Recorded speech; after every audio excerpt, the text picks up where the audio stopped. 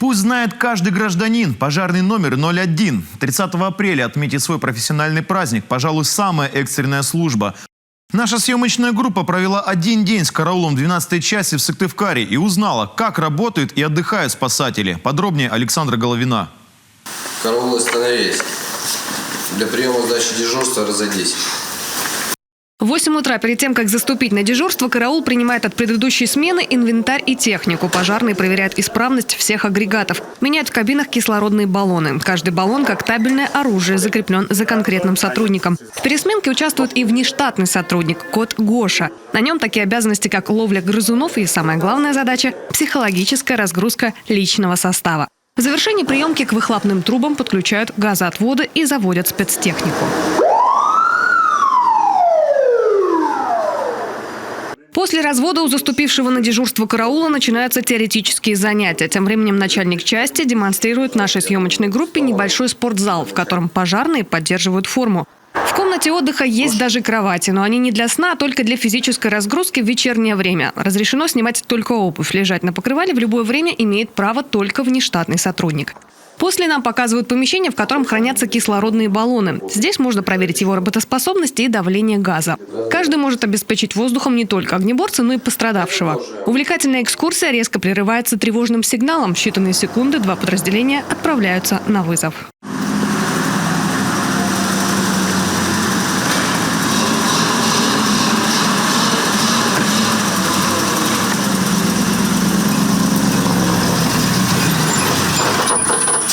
Уже в пути по рации становятся известны подробности. В центральной поликлинике на Карла Маркса короткое замыкание. Эвакуировано 100 человек. Адрес не входит в территорию надзора 12-й части, но если нужны дополнительные силы, на вызов едут все подразделения. Все зависит от степени пожара. В этот раз ничего серьезного. Диспетчер дает отбой. Можно возвращаться на базу.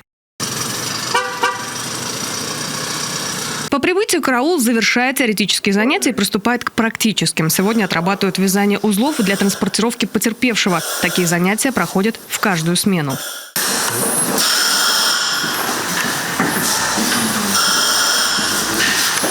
Оценка отлично, 27 секунд. Повторение мать учения. Постоянно учим, изучаем что-то новое, какие-то приказы. Совершенствуемся вообще, закрепляемся.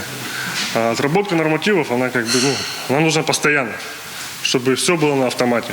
Чтобы на пожаре уже не думать, что, как и где, чтобы ты достал, допустим, взял ствол или веревку, и ты уже не думаешь, как это делать, а делаешь спокойно это.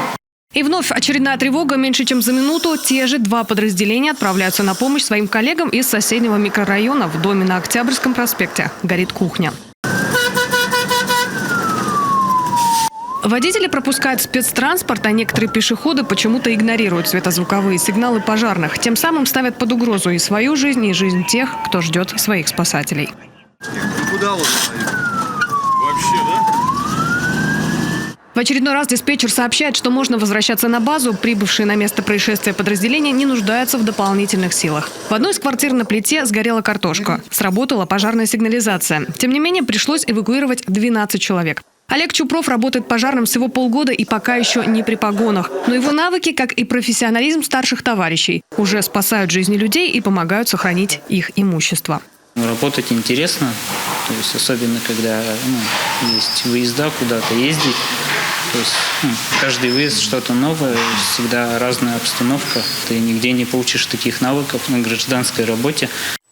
Как говорят сами пожарные, большинство вызовов несерьезны, но игнорировать их нельзя. Никогда не знаешь, чем они могут обернуться. Только с начала года в Коми огнеборцы выехали более чем на 400 пожаров. Эвакуировали 752 человека. Почти 70 жизней спасли от смерти.